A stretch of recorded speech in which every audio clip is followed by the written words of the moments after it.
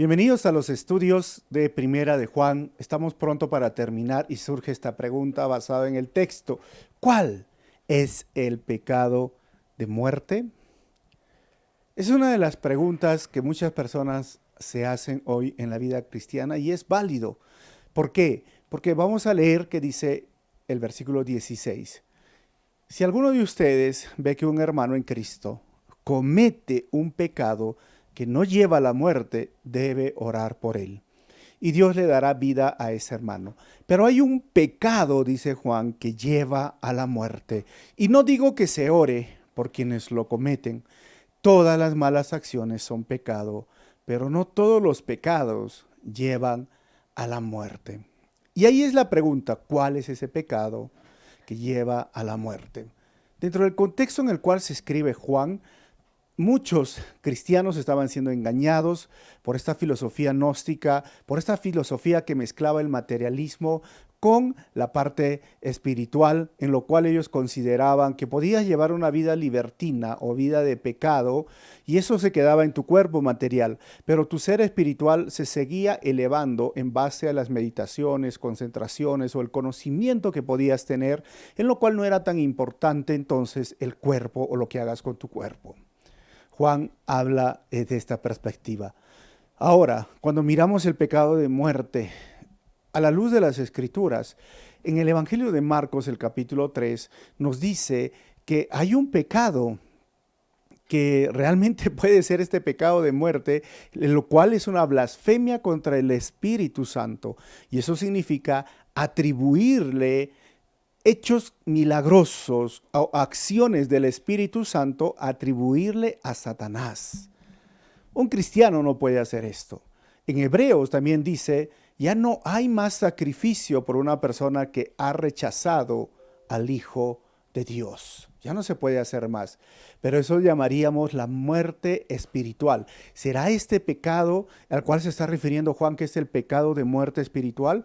Porque también en el libro de Hechos, el capítulo 5, nos narra la historia de Ananías y Zafira, que murieron, sí, físicamente, por mentirle al Espíritu Santo. Y Pablo, en 1 Corintios, capítulo 11, a partir del versículo 27 en adelante hasta el 30, narra de la historia de la Santa Cena, diciendo que hay personas que han participado de la Santa Cena de forma indigna, y hay muchos débiles, y hay muchos enfermos, e incluso han muerto, y esa muerte es física.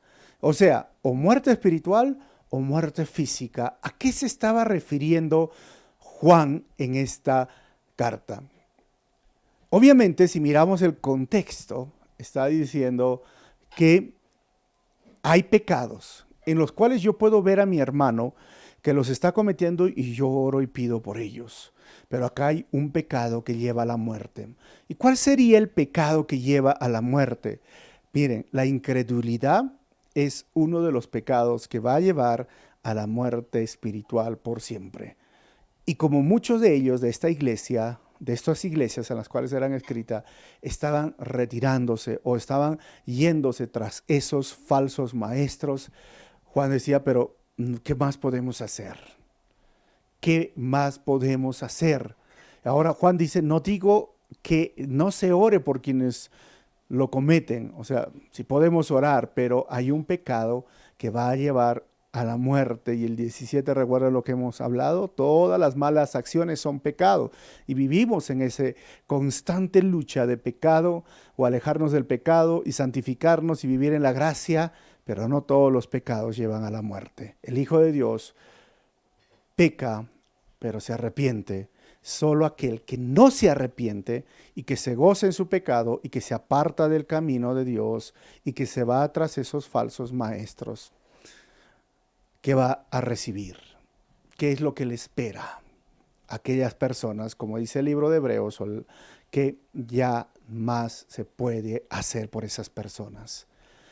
Pero Juan no dice que no debemos orar. Sí, oremos, pero bueno, solo en la gracia del Señor lo tenemos. Así que si ves a tu hermano que está mal o está cayendo en un pecado, ora por él.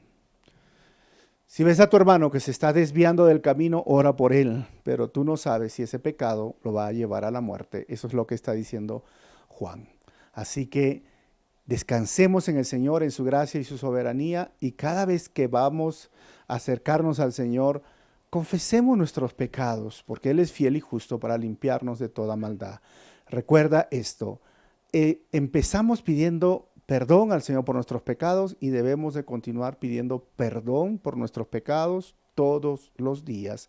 Empezamos con arrepentimiento nuestra vida cristiana y debemos de continuar con arrepentimiento todos los días hasta que el Señor nos lleve. Así que al terminar este video, ora, pídele perdón y arrepiéntete de tus pecados.